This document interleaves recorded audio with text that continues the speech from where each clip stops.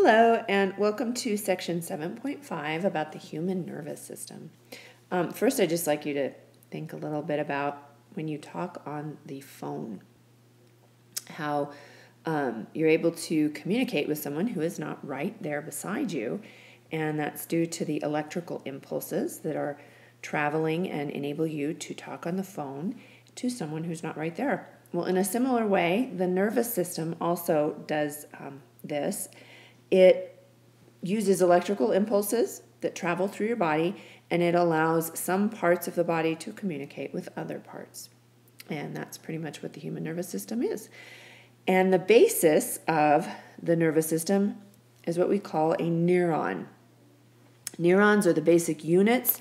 They are cells. They're very long cells. And here's a picture of one of these neurons, one of these cells. And it has three regions. There's the cell body right here. There's a nucleus. And then there are dendrites. Here are the dendrites. They are branch-like extensions off of the body. They receive impulses and carry them toward the cell body. Then there is a third portion that makes up the neuron called the axon.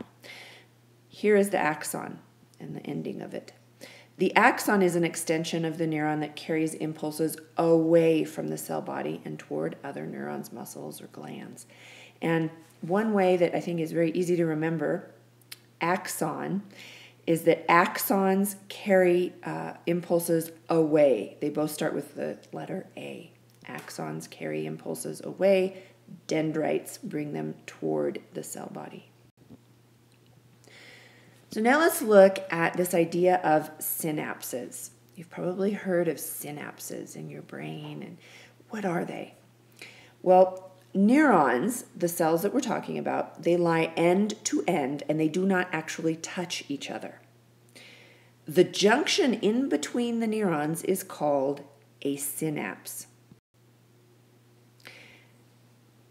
Across the synapse, neurotransmitters will diffuse. Neurotransmitters is a long word for the type of chemicals that diffuse across that synapse.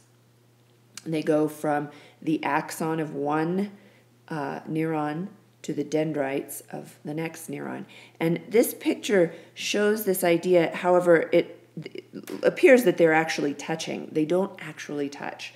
There is a space in there. That synapse is the space.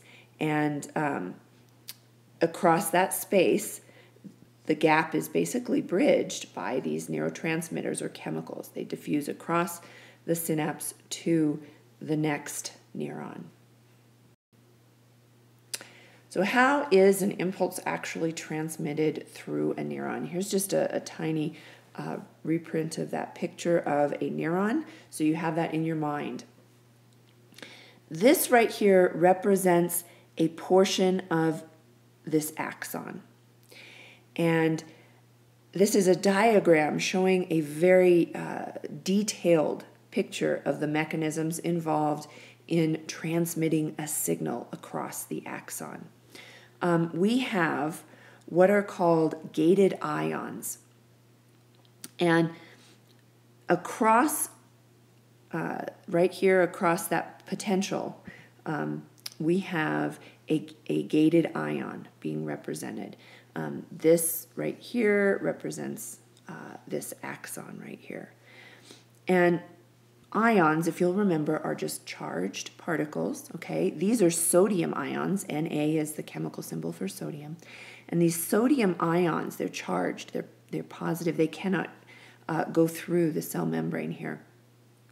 And when this gated ion is closed, when that channel is closed, it's gated, these sodium ions cannot go through it. So when it's open, the sodium ions then can travel through it. You remember we discussed the facilitated diffusion before, and that's really what's going on with these gated ion channels. And these gated ion channels are located all along that axon. And when they are closed, right here is showing that they are closed, there is a potential an electrical potential that is built up. Here you can see positive ions on the outside, we have negative ions on the inside, and because these channels are all closed, it maintains that electrical potential. What happens then when these gates open? Well, when they open, obviously, there are all kinds of ions that are going different places, and we have the propagation of an impulse that travels down that axon as the different ions travel in and out of the axon. An electrical impulse is generated and it travels down that axon. Now let's look a little bit more, step back, and look at the overall nervous system.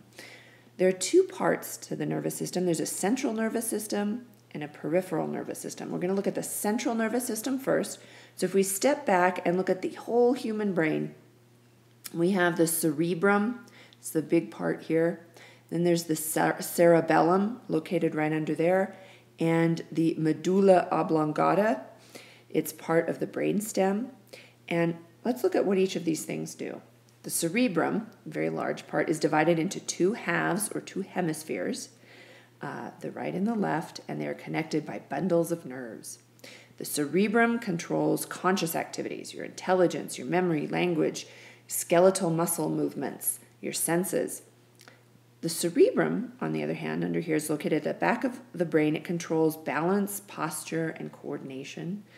The medulla oblongata, part of the brainstem, it controls involuntary activities like your breathing and your heart rate.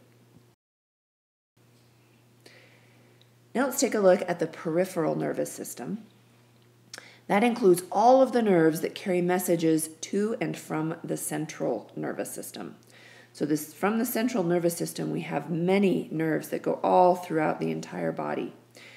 And let's just look quickly at an overview of how that impulse is transmitted from an overview standpoint.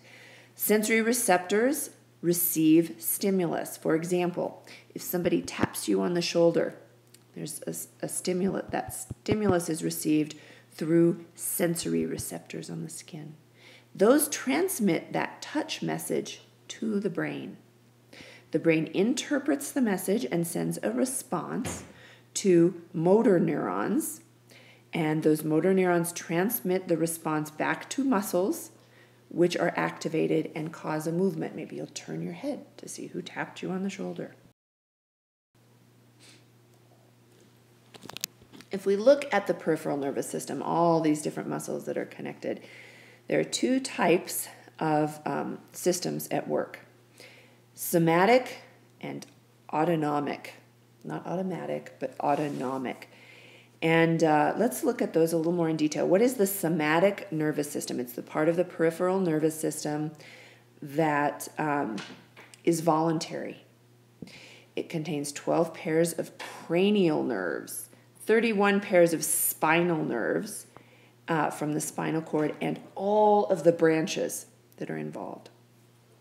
The nerves are not bindles, but bundles of neuron axons bound together by connective tissues, and the cell bodies are found in clusters all along the spinal column.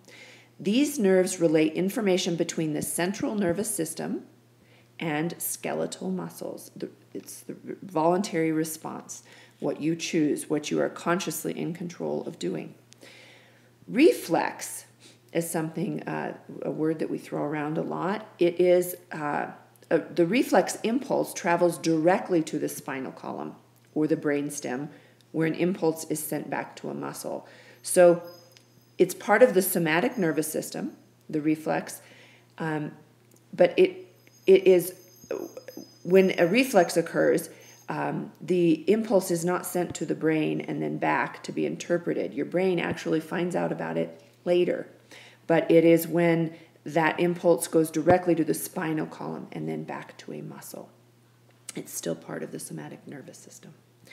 The autonomic nervous system, however, those carry impulses from the central nervous system to internal organs. These are involuntary responses. They are not under your conscious control, and there are two different types. There's the sympathetic autonomic nervous system, and the parasympathetic. Sympathetic controls internal functions during time of stress.